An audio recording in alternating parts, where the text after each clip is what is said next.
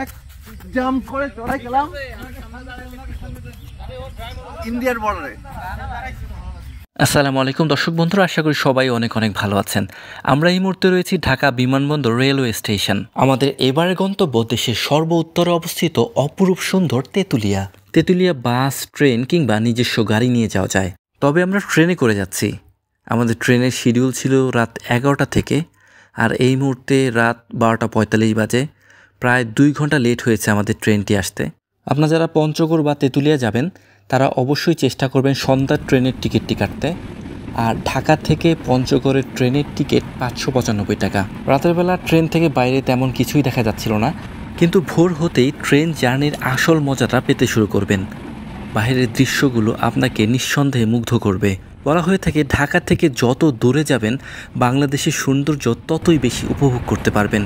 আর আমরা এবার এসেছি ঢাকা থেকে সর্ব উত্তরে পঞ্চগড়ে, তাই আশা করছি পুরো ট্যুরটি অনেক অনেক বেশি উপভোগ্য হবে।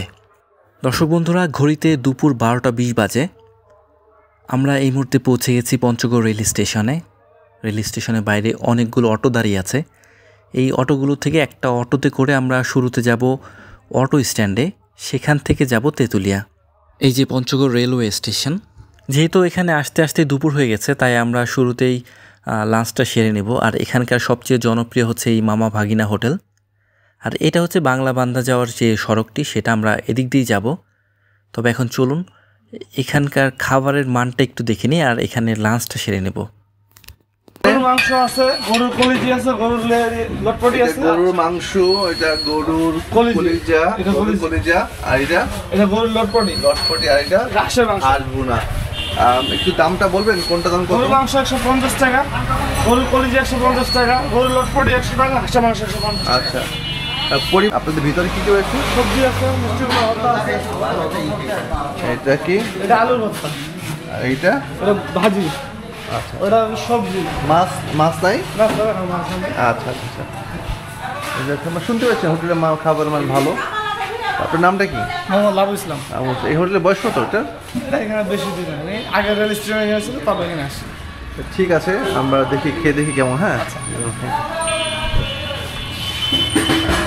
দুপুরের খাবার শেষ করে আমরা পঞ্চগড় এক্সপ্লোর শুরু করলাম।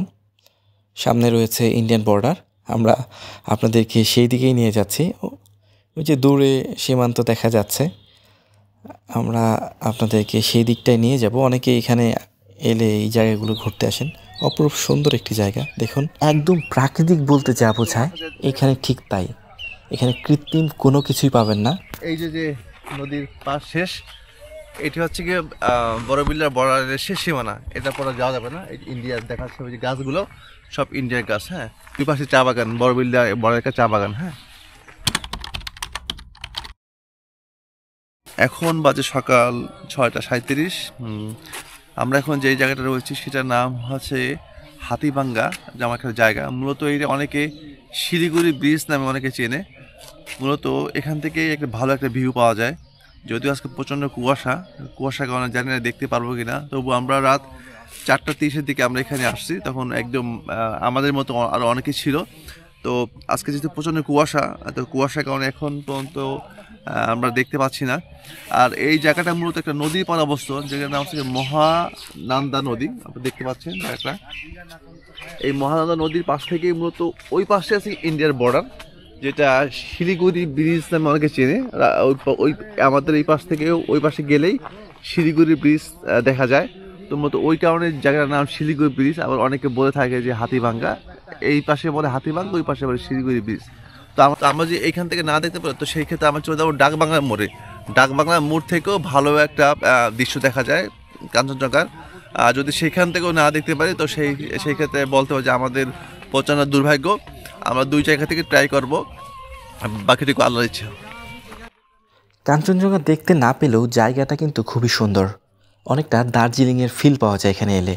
আপনারা যারা দার্জিলিং গিয়েছেন কিংবা দার্জিলিংয়ের ভিডিওগুলো দেখেছেন, তারা নিশ্চয়ই দার্জিলিংয়ের সাথে এখানকার একটা সাদৃশ্য খুঁজে পাবেন। যারা এখনও দার্জিলিংয়ে যাননি কিংবা দার্জিলিংয়ে যাওয়ার ইচ্ছা আছে, তারা আমাদের এই চ্যানেলেই দার্জিলিংয়ের ভিডিও পেয়ে যাবেন। সেখান থেকে দার্জিলিংয়ের ভিডিওটি দেখে নিতে পারেন। দর্শক বন্ধুরা, আমরা এই জায়গা থেকে চলে যাব ডাকবাংলো মোড়ে। দেখি ডাকবাংলো মোড়ে কাঞ্চনজঙ্ঘা দেখতে পাওয়া যায় কিনা। তেঁতুলিয়ার এই ডাকবাংলো মূলত একটি রেস্ট হাউস। এখান থেকে কাঞ্চনজঙ্ঘার অসাধারণ ভিউ দেখা যায়। তেঁতুলিয়ায় কাঞ্চনজঙ্ঘা দেখার অনেকগুলো ভিউ পয়েন্ট থাকলেও এখান থেকেই সবচেয়ে ভালোভাবে দেখতে পাওয়া যায়। সাধারণত অক্টোবরের মাঝামাঝি থেকে নভেম্বরের মাঝামাঝি পর্যন্ত কাঞ্চনজঙ্ঘা ভালোভাবে দেখতে পাওয়া যায়। এইখান থেকে দেখা যায় কাঞ্চনজঙ্ঘা, সেই কাঙ্ক্ষিত কাঞ্চনজঙ্ঘা। যদিও কুয়াশার কারণে আমরা এখন কিছু দেখতে পাচ্ছি না, আমাদের মতো সবাই দেখতে পাচ্ছে, সবাই দাঁড়িয়ে রয়েছে। তো আমরা মনে করি আমাদের আজকে দুর্ভাগ্য, মনে হয় আজকে আমরা দেখতে পাবো না। এখানে মূলত অনেক চা পাওয়া যায়, চার জন্য বিখ্যাত এখানে দেশীয় চা, তেঁতুলিয়া চা, স্বপ্ন গার্ডেন, শৈশব প্রিমিয়াম টি। এখানে বিভিন্ন অর্গানিক চা রয়েছে, মূলত এখানে সব স্থানীয় চা, যারা লোকাল চা বলতে পারেন। কাঞ্চনজঙ্ঘা দেখার সবচেয়ে ভালো সময় সাধারণত সূর্যোদয়ের পর থেকে সকাল 11টা-12টা পর্যন্ত। আলো বাড়ার সাথে সাথে এর রূপ চেঞ্জ হতে থাকে। বেশ কয়েকটি রূপে দেখা যায় কাঞ্চনজঙ্ঘা। যদিও খুব কাছের ভিউ পেতে হলে আপনাকে অবশ্যই বাইনোকুলার নিয়ে যেতে হবে।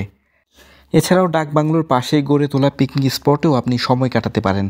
আপনি যদি তেঁতুলিয়া এসে এই ডাকবাংলোতে থাকতে চান তাহলে অবশ্যই তেঁতুলিয়া উপজেলা নির্বাহী কর্মকর্তার কাছে অনুমতি নিতে হবে। 2 বেডের প্রতি রুমের ভাড়া পড়বে 400 টাকা। আমাদের মতো অনেকেই এখান থেকে কাঞ্চনজঙ্ঘা দেখার আশা নিয়ে এসেছিল, কিন্তু প্রত্যেকেই আমাদের মতো হতাশ হয়েছে। তারপরেও দেখুন অনেক মানুষ এসেছে, বিভিন্ন জায়গা থেকে এখানে ট্যুরিস্টরা আসেন, দেশের বিভিন্ন প্রান্ত থেকে। I love Tetulia. এখানে অনেকে ছবি তুলে এই স্মৃতিতে জায়গাটিকে ধরে রাখছেন। আমাদের পরবর্তী গন্তব্য বাঁশঝাড়।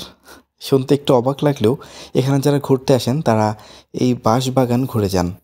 অ্যাকচুয়াল থাইল্যান্ডের বাঁশ, হ্যাঁ।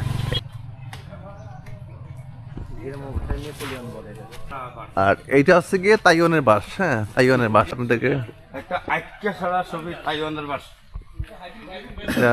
আইক্যা ছাড়া তাইওয়ানের বাস, এটা পোস্ট করে দিবি।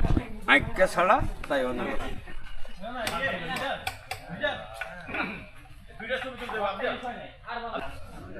কি বাঁশ, আল্লাহ, এত মোটা বাঁশ।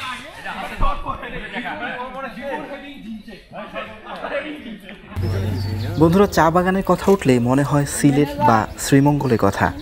উঁচু উঁচু সবুজে ঘেরা টিলা আর পাহাড়, তার গায়ে সারি সারি চা গাছ। কিন্তু সমতল ভূমিতেও যে চা বাগান হতে পারে তা পঞ্চগড় না এলে বোঝা যাবে না। দেশের সর্ব উত্তরে জেলা পঞ্চগড়ে গড়ে উঠেছে এমন অর্গানিক চায়ের প্রাণ জুড়ানো সবুজ বাগান। এদেশে অর্গানিক ও দার্জিলিং জাতের চায়ের চাষ হয় শুধুমাত্র এই তেঁতুলিয়াতেই। সমতল ভূমিতে সুন্দর পাকা রাস্তা, যতই এগোবেন সবুজ আপনাকে ক্রমেই মোহিত করতে থাকবে। সীমান্তের কাটা তারও যেন ঢাকা পড়েছে সবুজে। আপনি এখানে ঘুরতে এলে অবশ্যই চা খেয়ে যেতে ভুলবেন না। বিভিন্ন স্বাদের চা রয়েছে এখানে, দাম পড়বে 10 টাকা থেকে শুরু করে 80 টাকা পর্যন্ত।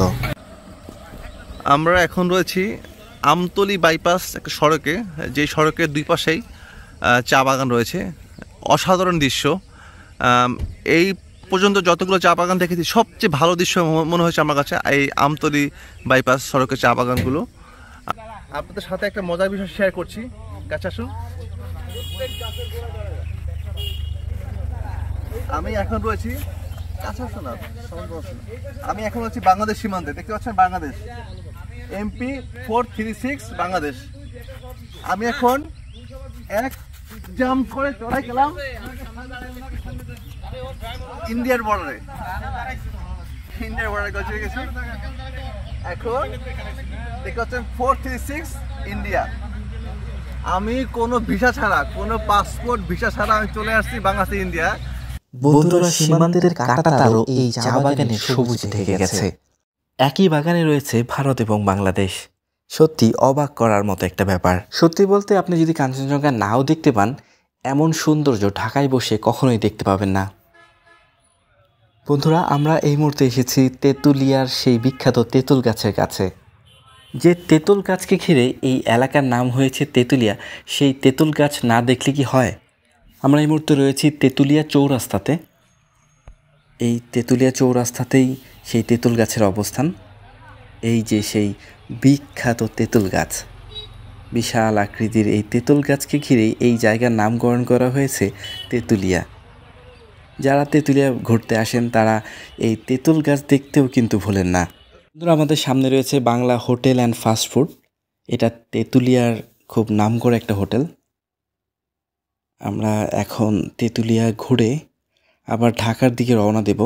বন্ধুরা, আমরা ভিডিওর একদম শেষ প্রান্তে চলে এসেছি। তবে ভিডিও শেষ করার আগে পঞ্চগড় এবং তেঁতুলিয়া ভ্রমণে আপনার কেমন খরচ হতে পারে বা আপনি এখানে কিভাবে আসবেন, কোথায় থাকবেন, সেই সম্পর্কে একটু সংক্ষেপে ধারণা দিতে চাই। আপনি তেঁতুলিয়া আসতে হলে ট্রেন, বাস কিংবা ব্যক্তিগত গাড়ি যোগে আসতে পারবেন, এটা আগেই বলেছি।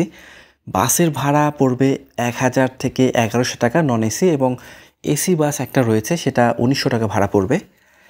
এছাড়া আপনি যদি ট্রেনে আসতে চান সেক্ষেত্রে আপনার টাকার সাশ্রয় কিংবা আপনার ট্রেন ভ্রমণটা অনেক বেশি উপভোগ্য হয়। সেক্ষেত্রে ভাড়া পড়বে 595 টাকা। আর আপনি ব্যক্তিগত গাড়ি যোগে আসতে পারেন, নিজস্ব গাড়ি যোগে আসতে পারেন, সেটা আপনার ব্যক্তিগত খরচই আসবেন। এরপর আপনি তেঁতুলিয়া চলে আসলে তেঁতুলিয়াতে এসে অটোতে করে বিভিন্ন জায়গায় ঘুরতে পারবেন। আর আপনি যদি এখানে নাইট স্টে করতে চান, যদি একদিনে বেশি থাকতে চান, সেক্ষেত্রে এখানে কিছু হোটেল রয়েছে, খুবই অল্প দামেই পেয়ে যাবেন। খাবারের দামও এখানে খুব একটা বেশি নয়, কম খরচে এখানে খাবার খেতে পারবেন। অন্তত ঢাকার তুলনায় কম খরচে এখানে খাওয়া দাওয়া পেয়ে যাবেন। সো খাওয়ার পিছনে যে খরচটা হবে সেটা নিয়ে খুব একটা টেনশনের কিছু নাই। সাধারণত ট্যুরিস্ট স্পটগুলোতে খাবারের দাম বেশি থাকে, তবে এখানকার খাবারের দাম তুলনামূলকভাবে কম। খাবারের স্বাদও কিছুটা ডিফারেন্ট আছে, আপনাদের ভালো লাগবে। তো এই ছিল আমাদের আজকের এই ছোট্ট ভিডিও। আশা করছি ভিডিওটি আপনাদের ভালো লেগেছে। ভালো লেগে থাকলে লাইক দিবেন, বন্ধুর সাথে শেয়ার করবেন। আমাদের চ্যানেলে নতুন হয়ে থাকলে আমাদের চ্যানেলটি সাবস্ক্রাইব করে যেতেও ভুলবেন না। পরবর্তী ভিডিও দেখার আমন্ত্রণ জানিয়ে আজ তেঁতুলিয়া থেকে বিদায় নিচ্ছি। দেখা হবে পরবর্তী ভিডিওতে। ততক্ষণ পর্যন্ত আশা করব সবাই অনেক অনেক ভালো থাকবেন। আল্লাহ হাফেজ।